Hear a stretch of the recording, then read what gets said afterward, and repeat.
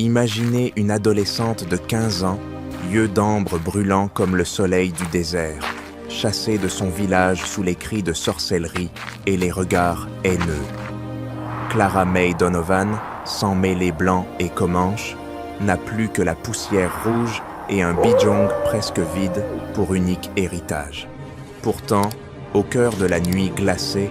un hurlement mourant la guidera vers un loup agonisant et vers un secret enfoui qui pourrait bien renverser la malédiction de Dustwell. Écoutez jusqu'au bout. La justice du désert ne pardonne pas, mais elle récompense ceux qui osent de la compassion. Abonnez-vous maintenant, partagez d'où vous nous écoutez et dites-nous en commentaire, croyez-vous que le vent porte encore la voix des ancêtres? La fin vous surprendra. Promis. En 1873, sur la frontière du Nouveau-Mexique, le vent charriait une odeur de fer rouillé et de sang séché qui collait à la gorge comme une promesse de mort lente. Dustwell n'était plus qu'un squelette de planches craquelées planté au milieu d'un océan de sable rouge, où chaque rafale soulevait des tourbillons de poussière qui râpaient la peau et piquaient la que les yeux.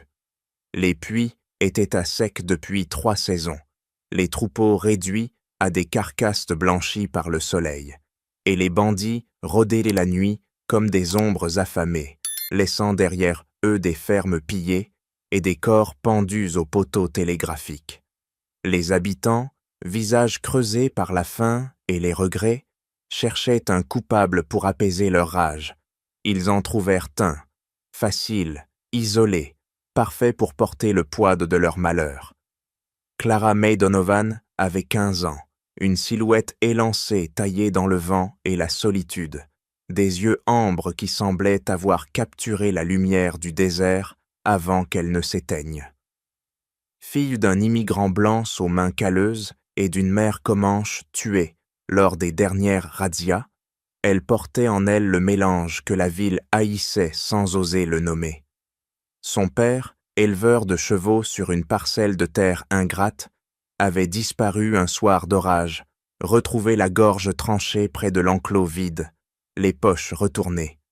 Personne n'avait enquêté. On avait murmuré que les Apaches revenaient, ou que les bandits de Mexicains avaient frappé. Mais Silas Crow, son beau-père, l'homme le plus riche de Dustwell, avec ses saloons et ses dettes impayées, avait vu l'occasion. Il avait répandu la rumeur comme on répand du poison. Clara avait volé l'or de l'église, Clara avait jeté un sort sur les puits. Clara portait la malédiction dans son sang mêlé. Les femmes faisaient chiquer le signe de la croix en la croisant, les enfants lui lançaient des pierres, et les hommes, ivres de peur, hochèrent la tête en serrant leurs fusils. Le dimanche suivant la messe, sous un ciel de plomb qui écrasait la place centrale, la foule se rassembla autour de la jeune fille, attachée à un poteau comme une sorcière d'un autre siècle. Silas, monté sur son cheval bai, cracha par terre avant de parler, sa voix rauque couvrant le sifflement du vent. Cette demi-sang a apporté la sécheresse et la mort sur nous tous. Elle a profané la maison de Dieu. Que le Seigneur et le désert jugent son âme. Les murmures devinrent post-grondements, puis cris. Une vieille femme lança une poignée de sable qui fouetta le visage de Clara. Une autre cracha des prières en espagnol mêlées d'insultes. Personne ne leva la main pour la défendre. Pas même le shérif aux yeux fuyants, pas même les voisins qui avaient de l'armée partagé le pain de son père. La peur était plus forte que la mémoire. Silas descendit de cheval, s'approcha d'elle avec un sourire froid qui n'atteignait pas ses yeux, et défit les cordes d'un geste théâtral. Il lui fourra dans les mains un bidon d'eau à moitié vide, le métal tiède contre sa paume, et pointa du doigt vers l'ouest, là où les mésas blessés se dressaient comme des cicatrices sur la peau du monde. « Wounded Mesa, petite, si ton sang impur est vraiment maudit, le désert le lavera. Ou il te lavera, toi. » Il remonta en selle, fit claquer les rênes, et la foule s'écarta comme une mer de haine pour laisser passer Clara, pieds nus dans la poussière brûlante, le soleil cognant sur sa nuque comme un marteau de forgeron. Elle marcha sans se retourner, le bidon battant contre sa hanche à chaque pas, le sable s'infiltrant entre ses orteils, jusqu'à ce que la douleur devienne une compagne familière. Derrière elle, Dustwell rapetissait, ses cloches muettes, ses volets clos. Devant, l'horizon rougeoyait comme une forge ouverte sur l'enfer. Le vent hurlait des noms oubliés, ceux de sa mère, ceux des chevaux volés, ceux des promesses brisées. Clara serrait les dents, les larmes séchant avant de couler, et avançait vers les mésas où les loups chantaient la nuit, où les œufs blanchissaient sous les étoiles indifférentes. Elle ne savait pas encore que la malédiction n'était pas en elle, mais qu'elle allait la retourner contre ceux qui l'avaient d'abé forgée. Elle ne savait pas que dans l'obscurité à venir, un hurlement mourant l'attendait, et avec lui, la clé d'une justice plus ancienne que les lois des hommes. Le soleil plongea enfin derrière les mésas, traînant avec lui une traînée de sang qui teignit le ciel en pourpre sombre. Et la nuit s'abattit comme un couperet sur le désert, transformant la chaleur écrasante en un froid mordant qui s'infiltrait sous les vêtements usés jusqu'à la moelle des os.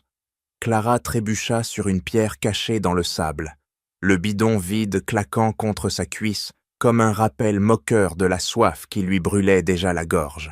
et elle s'effondra contre un rocher érodé par le vent, les jambes le tremblantes, le corps secoué de frissons qui n'avaient plus rien à voir avec la peur, mais avec l'épuisement pur. Les étoiles émergèrent une à une, froides et lointaines, indifférentes aux misères des mortels, tandis que le vent charriait des murmures ancestraux, des échos de chants comanches que sa mère lui avait appris, enfant, avant que les balles ne les réduisent au silence. Elle ferma les yeux, cherchant un sommeil qui refusait de venir, hanté par les visages tordus de la foule, par le ricanement de Silas qui résonnait encore dans ses oreilles comme un clou enfoncé dans le crâne. Et c'est alors que le premier hurlement déchira la nuit, un appel rauque et lointain qui fit dresser les poils sur sa nuque, suivi d'un autre plus proche, puis d'un silence pesant qui semblait retenir son souffle. Clara se redressa, le cœur cognant contre ses côtes, scrutant l'obscurité où les ombres des cactus se tordégaient comme des doigts de crochus, et elle comprit que les loups de Wounded Mesa n'étaient pas des légendes. Ils étaient l'Hydrolla, affamés, rôdant autour des proies faciles comme elle. Mais un autre son perça le voile de la peur, un gémissement bas et pathétique.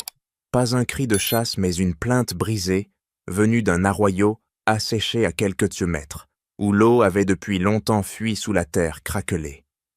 Poussée par une curiosité mêlée de désespoir, elle rampa sur les coudes, les mains écorchées par les épines sèches, jusqu'à ce que la lune pâle révèle la scène. Un loup gris immense, plus grand que tout ce qu'elle avait imaginé dans les histoires de son père, gisait sur le flanc, une patte avant prise dans un piège à mâchoire rouillée, les dents d'acier plantées dans la chair jusqu'à l'os, du sang coagulé formant une croûte noire sur le pelage argenté. Ses yeux jaunes, brillants comme des braises dans la nuit, fixaient Clara avec une intensité féroce, mais derrière la sauvagerie, elle discerna une souffrance nue, une résignation qui faisait écho à la sienne propre, car ce loup n'était pas un prédateur en pleine force. Il était piégé, trahi par le métal des hommes, abandonné à une mort lente sous les étoiles impitoyables. Il ne grogna pas, ne montra pas les crocs. Il haletait simplement, la poitrine se soulevant en rythme irrégulier, et Clara sentit une connexion viscérale, comme si le désert lui offrait un miroir de sa propre damnation. Elle savait que s'approcher était de la folie pure, que même blessé, ce fauve pouvait lui arracher la gorge d'un bond désespéré, mais l'image de Silas tournant le dos, de la foule se dispersant sans un regard, se superposa à celle du loup enchaîné, et une rage froide l'envahit, une détermination forgée dans les feux de l'injustice qui la poussa à agir. D'un geste lent, elle arracha une bande de tissu de sa chemise déjà en lambeaux, les fibres craquant sous ses doigts engourdis, et s'avança à quatre pattes, murmurant des mots apaisants en comanche que sa mère lui avait enseignés pour calmer les chevaux sauvages, des syllabes douces qui contrastaient avec la dureté du paysage. Le loup leva faiblement la tête, un grondement faible vibrant dans sa gorge, mais il ne bougea pas, comme s'il comprenait que cette humaine n'était pas une menace, mais une âme sœur dans la tourmente. Clara atteignit le piège, le métal froid et rouillé mordant sa peau quand elle posa les mains dessus, et elle tira de toutes ses forces maigres, les muscles bandés, les veines saillant sur ses avant-bras, mais les mâchoires refusaient de céder, verrouillées de par la rouille et le poids du loup. Elle chercha autour d'elle, les yeux fouillant les ombres, et repéra une pierre plate, lourde comme un jugement, qu'elle utilisa pour frapper le mécanisme, le choc résonnant dans la nuit comme un coup de feu étouffé, faisant voler des éclats de fer qui scintillèrent sous la lune. Le loup gémit plus fort, un son qui transperça Clara jusqu'au cœur, mais elle persista, frappant encore et encore, jusqu'à ce que le ressort cède avec un claquement sec, les mâchoires s'ouvrant juste assez pour libérer la patte broyée, l'os visible et tordu dans une grimace hideuse. Libre mais brisé, le loup tenta de se redresser, les trois pattes valides, tremblant sous son poids, et il s'effondra à nouveau, la respiration sifflante, les yeux mi-clos. Clara, épuisée, s'assit à ses côtés, le bidon vide roulant dans le sable, et elle réalisa que sa propre soif était un feu dévorant, mais elle dévissa le bouchon malgré tout, inclinant le récipient pour verser les dernières de gouttes tièdes sur la langue pendante du loup, l'eau coulant en filets bouillis précieux qui disparurent dans sa gueule, assoiffée. « Si on doit crever ici, » murmura-t-elle d'une voix rauque que le vent emporta, « au moins pas seule. » Le loup leva les yeux vers elle, et pour la première fois, la férocité s'adoucit en quelque chose de presque reconnaissant, un lien forgé dans le sang et la poussière. La nuit s'épaissit, le froid s'intensifiant jusqu'à ce que les os de Clara craquent comme du bois sec, et elle se blottit contre le flanc du loup, sentant la chaleur animale irradier à travers le pelage épais, un rempart contre le gel qui menaçait de les engloutir tous les deux. Il ne protesta pas, se contentant de poser sa tête massive près de la sienne, et dans cette étreinte improbable, deux exilés trouvèrent un semblant de paix, le vent hurlant au-dessus d'eux comme un chœur de fantômes, tandis que l'aube approchait, porteuse d'incertitude et, peut-être, d'une alliance qui défierait le désert lui-même. L'aube se leva comme une lame de couteau rougi, tranchant l'horizon en deux et inondant le désert d'une lumière crue, qui fit scintiller les grains de sable comme des éclats de verre brisé, tandis que Clara ouvrait les yeux sur un monde transformé par la survie partagée. Le loup était déjà debout, boitant sur trois pattes, la blessure enveloppée dans le tissu ensanglanté, mais la tête haute, et il la fixa d'un regard jaune qui n'était plus seulement de la gratitude, mais d'une invitation muette à suivre, comme si la nuit avait scellé un pacte plus ancien que les mots. Elle se redressa, les muscles endoloris par le froid, la gorge sèche comme du cuir tanné, et sans un mot, ramassa une branche de mesquite pour s'en faire une canne improvisée, prête à marcher derrière cette ombre grise qui semblait connaître les secrets que le sable gardait jalousement.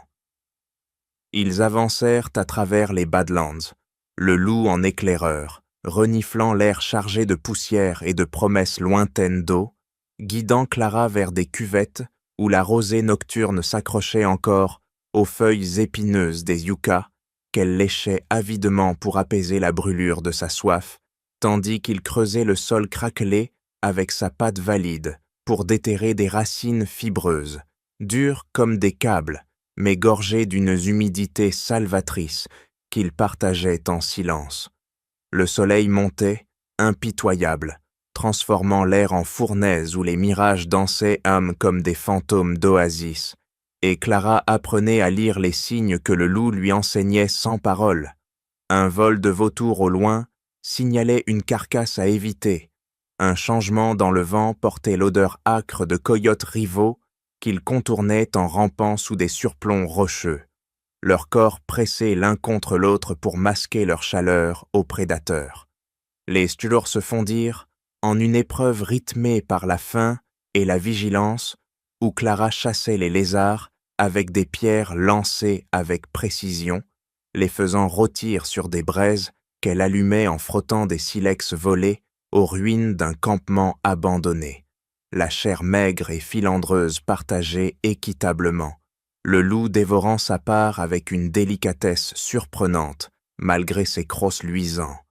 La nuit, blottie contre son flanc pour voler un peu de sa chaleur animale, elle écoutait le vent siffler à travers les canyons comme les plaintes de sa mère, qui lui avait conté les légendes du chef loup, ce guerrier apache ultime ayant dérobé un trésor de sang et de vérité aux envahisseurs, un héritage caché non en or clinquant mais en justice brute,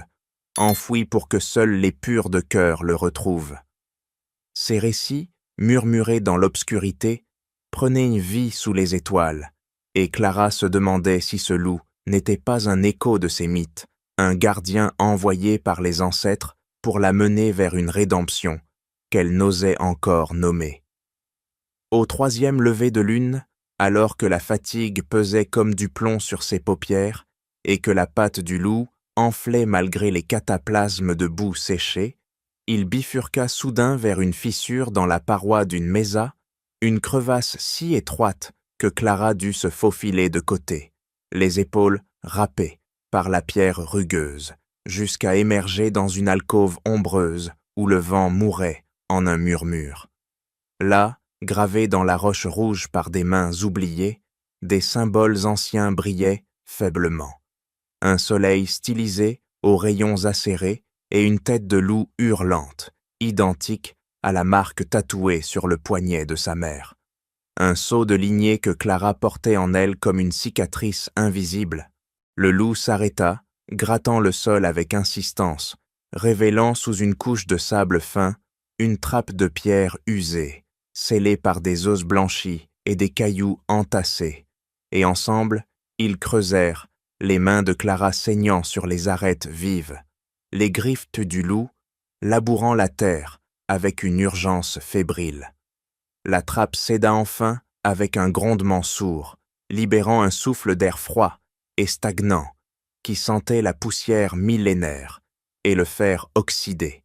et Clara descendit dans les ténèbres, allumant une torche improvisée avec une branche résineuse et un éclat de silex, la flamme dansante révélant une chambre taillée dans la roche vive, où reposait un squelette en uniforme fané de soldats unionistes, les os encore ceints d'un ceinturon rouillé. À ses côtés, un coffre de fer cabossé, verrouillé par le temps, que le loup renifla avant de s'asseoir, ses yeux jaunes fixant Clara, comme pour l'encourager à briser le sceau. Elle força le couvercle avec une barre de métal tordue, le grincement résonnant comme un cri dans le silence, et découvrit des lingots ternis, des insignes militaires noircis, et un journal enveloppé de peau de cerf, gravé en apache ancien. Enterrer l'or des envahisseurs, afin que les miséricordieux sauvent le monde. Si cette découverte vous glace le sang autant que le mien en la racontant, abonnez-vous pour ne pas manquer la suite, car ce qui attend Clara dans les ombres va retourner Dustwell comme un gant ensanglanté. Elle comprit en un éclair, cet or était le butin volé à sa tribu maternelle par l'armée, repris par un chef pour empêcher plus de massacres, caché ici pour qu'un jour, une âme compatissante le ramène à la lumière.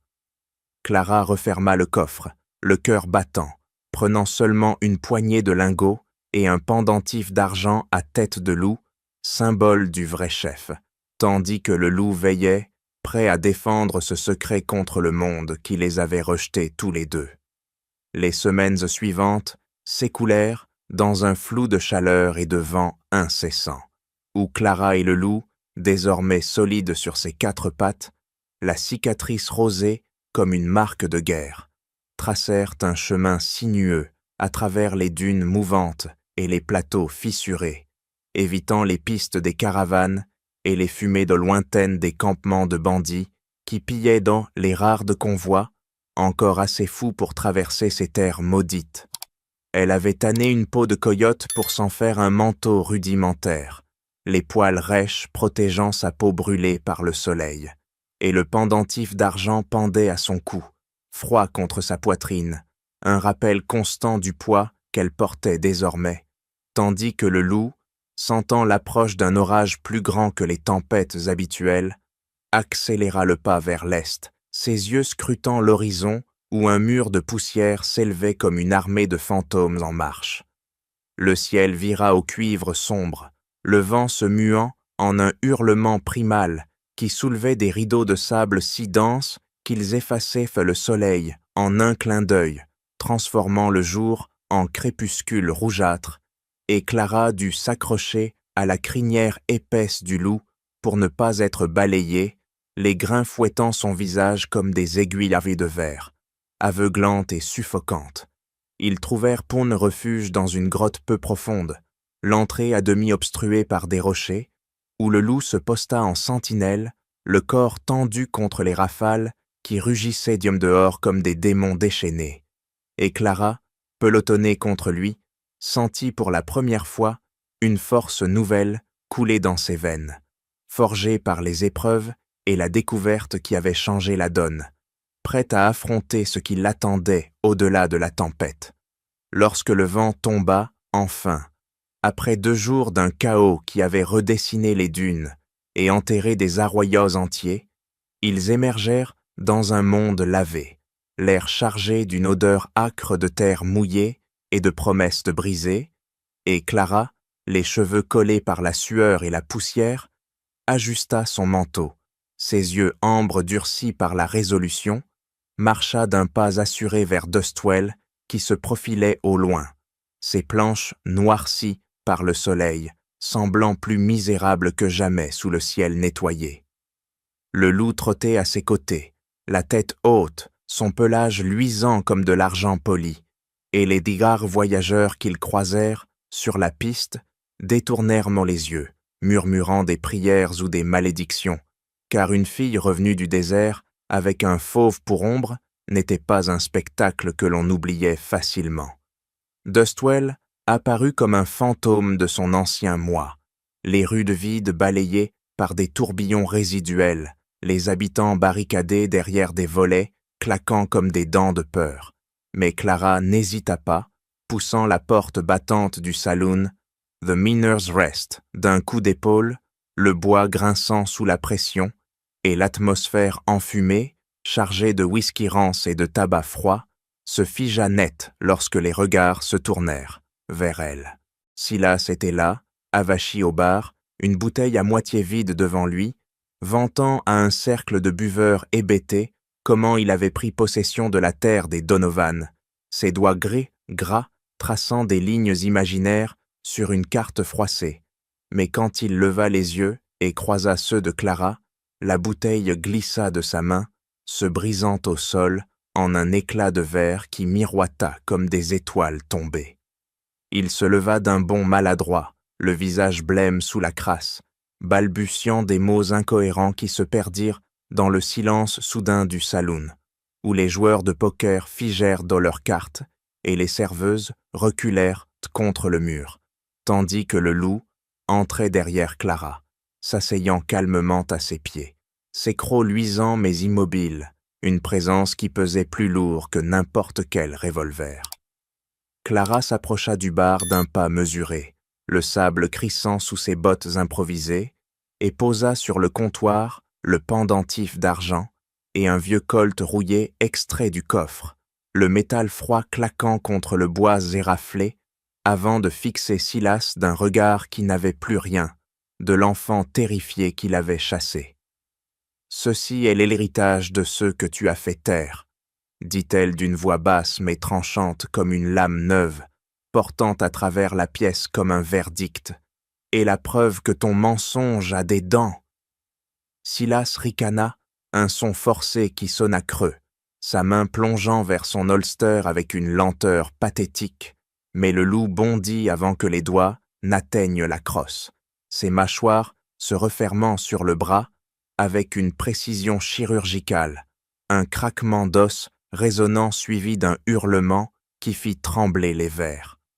Le pistolet de Silas vola, heurta une plaque de cuivre au mur et la balle ricocheta dans un sifflement mortel, perçant la poitrine de l'homme qui s'effondra en arrière, les yeux écarquillés sur le plafond d'enfumée, le sang s'étalant comme une carte du désert sur le plancher usé. Le saloon resta figé, l'air épais de poudre et de choc, personne n'osant bouger, tandis que Clara se penchait sur le corps, récupérant calmement le pendentif, et déclarait d'une voix qui ne tremblait pas: « La justice de l'Ouest n'a pas besoin de juge, elle n'a besoin que de vérité. » Elle sortit sans un regard en arrière, le loup sur ses tartalons, laissant derrière elle un silence qui pesait plus que n'importe quel cri, car Dustwell venait de voir son démon terrassé par celle qui l'avait condamné, et le vent, calmé pour un instant, semblait approuver d'un murmure ancestral. Le murmure du vent se transforma en un souffle plus doux qui porta les nouvelles à travers Dustwell, comme une traînée de poudre lente, et les portes s'entr'ouvrirent une à une, les visages hagards émergeant pour assister à la scène du saloon où le corps de Silas gisait encore, le sang séchant en croûte sombre sur les planches, tandis que Clara, impassible, distribuait les lingots qu'elle avait rapportés, non pour s'enrichir mais pour racheter les dettes qui enchaînaient dans les familles depuis des saisons entières. Elle marcha jusqu'à la place centrale, le loup à ses côtés comme une ombre vivante, et face à la foule qui se rassemblait en un cercle hésitant,